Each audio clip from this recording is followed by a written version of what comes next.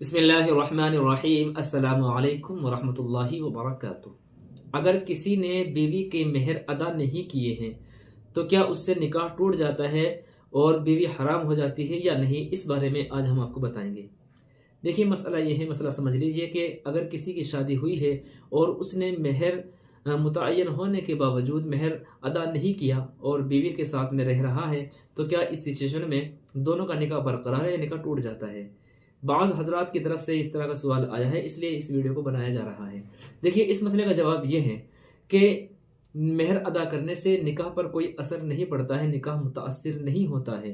अगर बीवी का मेहर अदा नहीं किया तो शोहर के ज़िम्मे वो वाजिब तो रहता है, ज़रूरी रहता है, हक है बीवी का, लेकिन इससे निकाह टूट जाए ऐसा नहीं है। निकाह नहीं टूटता है, औरत हराम नहीं होती है। तो जानना चाहिए कि इस तरीके से बीवी हराम नहीं होती है। अगर किसी ने मेहर अदा नहीं किया है इस तरीके से तो बीवी हराम नहीं होगी। अलबत्ता उनको चाहिए, शोहरों को, कि वो बीवी का जो हक है, बीवी का जो मेहर है, वो 100% अदा करें और जल्दी अदा करें। कुरान मुक़द्दस के अंदर आया है, सूरह निसा के अंदर अल्लाह फरमाते हैं कि आयत नंबर 4, व आतुन निसा सदुक़ातिहिन्ना निहला, कि तुम दे दो उनको खुशी से उनका मेहर।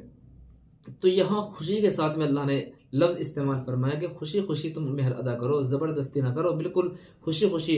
तो अब यहाँ पर एक मसला ये मुस्तंबत होता है कि आदमी शोहरत की वजह से, दिखलावे की वजह से ज़्यादा मेहर मुतय्यन कर देता है, मेहर फातिमी मुतय्यन कर देता है, शरई मेहर, या इसी तरीके से 2 लाख 3 लाख या इस तरीके से सोना चांदी मेहर में मुतय्यन कर देता है। तो अगर वो मेहर मुतय्यन हो जाता है एक मरतबा, जितना भी मेहर मुतय्यन होगा ज़्यादा, तो वो उतना ही मेहर उसको देना ज़रूरी हो जाएगा।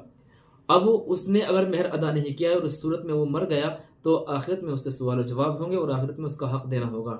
हमारे मुआशरे की एक ये गंदी हकीकत है, बुरी हकीकत है कि मेहर ज़्यादा बंधवा देते हैं और बीवी को जो उनका हक है मेहर वो अदा नहीं करते हैं। तो सबसे पहले तो कुरान मुक़द्दस की जो आयत पढ़ी गई है ना, इससे समझ लेना चाहिए कि हम कुरान करीम की जो आयत है इसकी खिलाफ वर्जी कर रहे हैं। अल्लाह तो कह रहे हैं कि तुम मेहर मुतय्यन हो जाए तो उनको खुशी खुशी अदा कर दो, लेकिन हम नहीं कर रहे हैं। तो मालूम हुआ कि हम कुरान पाक की आयत को नहीं मान रहे हैं। तो पहली बात तो ये समझना चाहिए कि कुरान मुक़द्दस की आयत पर अमल करें और जब शादी हो जाए जितना मेहर मुतय्यन हो उतना मेहर हर हाल में ज़रूरी अदा करें। अगर अदा नहीं करेंगे तो गुनहगार होंगे। हाँ, अगर बीवी खुद से माफ़ कर दे तो अलग बात है। बीवी खुद ही माफ़ कर दे, उसको कहना कि माफ़ कर दे, तो ये तो फिर एक गलत बात होगी, शोहर के लिए गलत बात होगी कि बीवी को ये कह रहा है कि भाई माफ़ कर दे।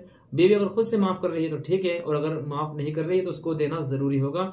आमतौर से शोहर दुनिया से चला जाता है, मेहर नहीं दिया है, अब बीवी बेचारी मजबूरन उसके कान में कहती है, जब वो मर गया, जब जनाजा उठ रहा है, कांधे पर लोगों के आ गया, तो अब कह रही है कि जब मैंने माफ़ कर दिया। तो इस तरह नहीं करना चाहिए।